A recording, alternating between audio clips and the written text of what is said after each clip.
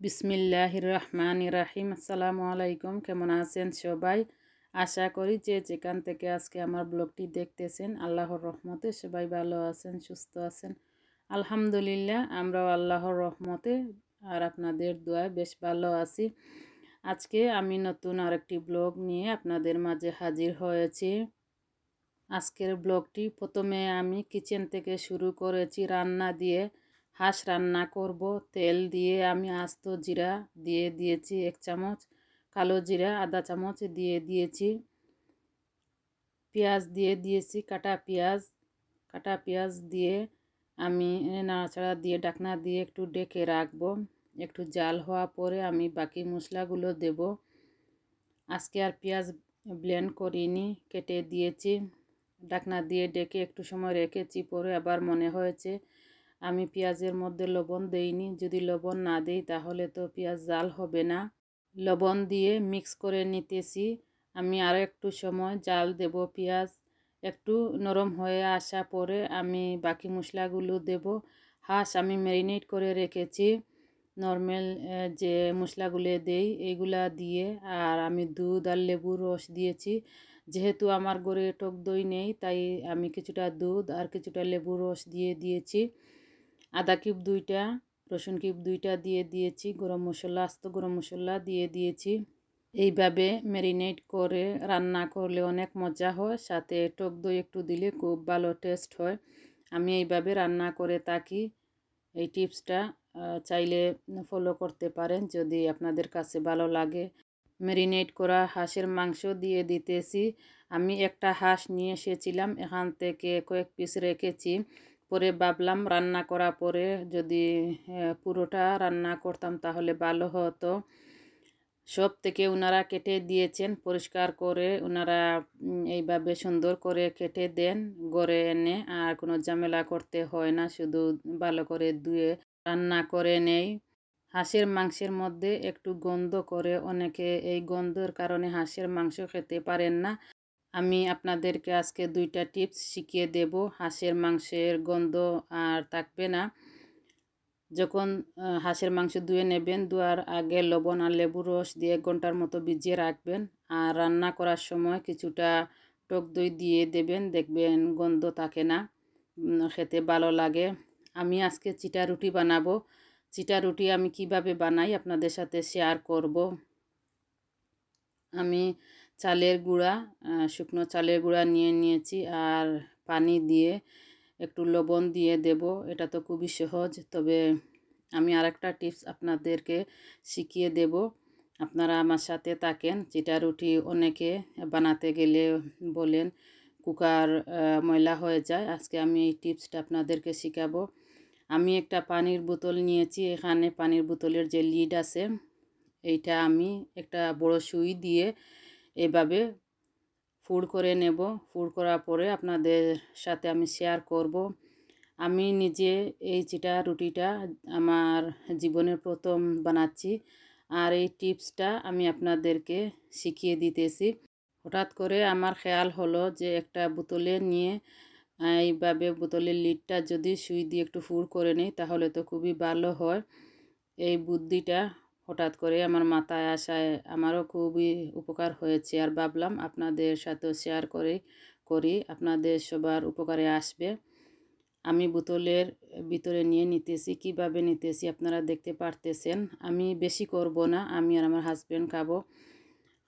আমার হাজব্যান্ড কাজ থেকে একটু পরে চলে আসবেন, আমি ওনাকে বলেছি আসার জন্য, উনি কাজ থেকে চলে আসবেন। এই যে দেখেন, বোতলে ঢেলে এইভাবে করে নেবেন, তাহলে হাত দিয়ে করতে গেলে কুকার ময়লা হয়ে যায়।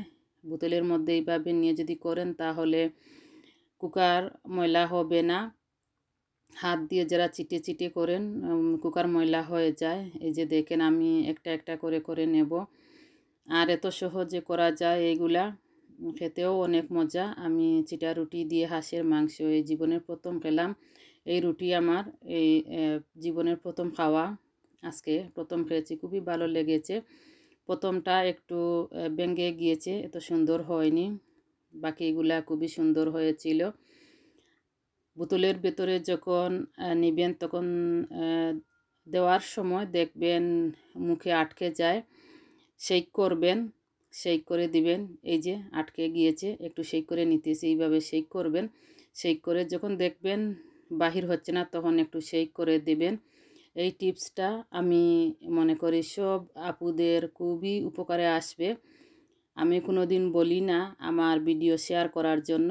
আমি আশা করি আমার এই ভিডিওটা আমার আপু ভাইয়ারা শেয়ার করবেন, যাতে আরও অনেকে এই টিপসটা শিখতে পারেন, জানতে পারেন।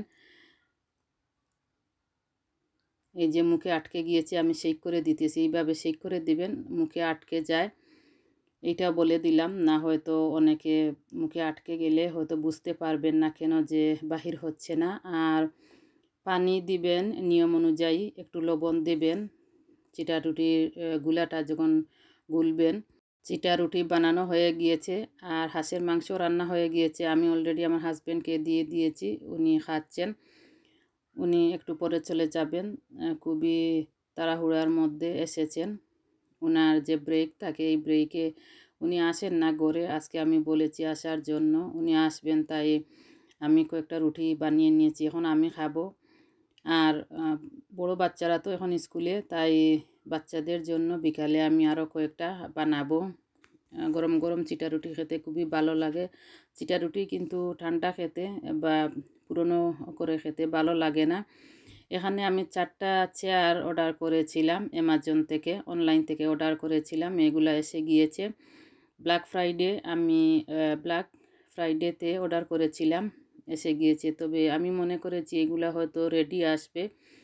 বক্স দেখে তো আমি ভাবলাম যে এগুলা রেডি করা না, আমাকে রেডি করে নিতে হবে। আমি এগুলা বাহির করেছি, করে ম্যানুয়ালটা দেখতেছি।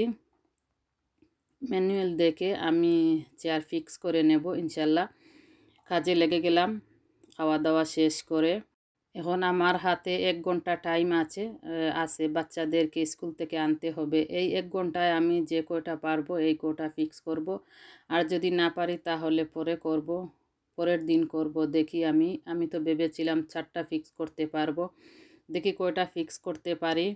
আজকের ব্লগে আমি 2বারে ভয়েস দিতেছি, হয়তো একটু অন্যরকম শোনাবে, আপনারা ক্ষমা সুন্দর দৃষ্টিতে দেখবেন। আর যদি কথা বলতে কোনো ভুল ত্রুটি হয়ে থাকে ক্ষমা সুন্দর দৃষ্টিতে দেখবেন।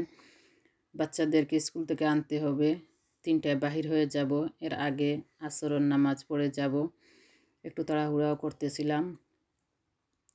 এইটা ভিডিও করার আগে আমি একটা ফিক্স করে নিয়েছিলাম, এইটা সেকেন্ডটা ফিক্স করতেছি, আপনাদের সাথে শেয়ার করতেছি। যখন আমি ভয়েস দিতে বসেছিলাম তখন হঠাৎ করে আমার খেয়াল হয়েছে যে আজকে আমার ঘরে একজন গেস্ট আসবেন, তাই আমি ভয়েস কিছুটা দিয়ে রেখে দিয়েছি। ভাবলাম যে অন্য সময় দেব। এখন বসেছি ভয়েস দিতে। মেহমান আসলে তো মেহমানের জন্য একটু প্রস্তুতি নিতে হয়। উনি মাগরিবের আগে আসবেন, বাচ্চাদেরকে স্কুল থেকে নিয়ে ওইদিকে চলে আসবেন। আমি আমার বাচ্চাদেরকেও স্কুল থেকে আনতে যাব। ভয়েস দেওয়া রেখে আমি একটু ঘর দুয়ার গুছাচ্ছিলাম। গুছানো ছিল, তবু মেহমান আসলে একটু আলাদা করে তো ঘর দুয়ার গুছাতে হয়।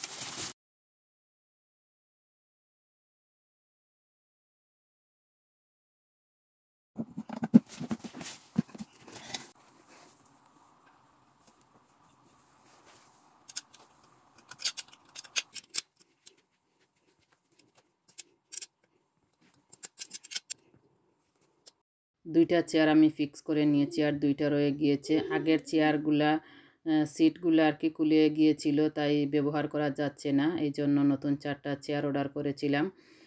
এই ভিডিওটা আরেক দিনের ভিডিও, আজকের ব্লগে অ্যাড করে দিতেছি। আমি চারাটিতে কিছু কাপড় দিয়েছিলাম, শীতের কাপড়, যেগুলা পরা হয় না, গত বছরে রয়ে গিয়েছিল। নাদিমের জ্যাকেটটা নতুন রয়ে গিয়েছে, ওকে পরাইনি। আরও 2টা জ্যাকেট ওর আছে, এই জন্য নাসিহার একটা কোট, আমার কোট, যেগুলা ব্যবহার করি না, ফেলে রেখেছি, এইগুলা দিয়ে দিতেছি। আর এই কমলিটা আমার বড় মেয়ের ছিল, যখন আমার বড় মেয়ে ছোটো ছিল, অনেক বছর থেকে স্টোরেজে রেখেছি, এখন চারাটিতে দিয়ে দিতেছি। এই দেশেও অনেক গরিব লোকজন আছেন, এগুলা নেন। এই 2টা হচ্ছে পেটের বেল্ট, আমি আমার জন্য কিনেছিলাম, ব্যবহার করিনি। 4টা কিনেছিলাম, ব্যবহার করেছি 2টা, আর এই 2টা ব্যবহার করিনি, ভালো লাগেনি, এই জন্য।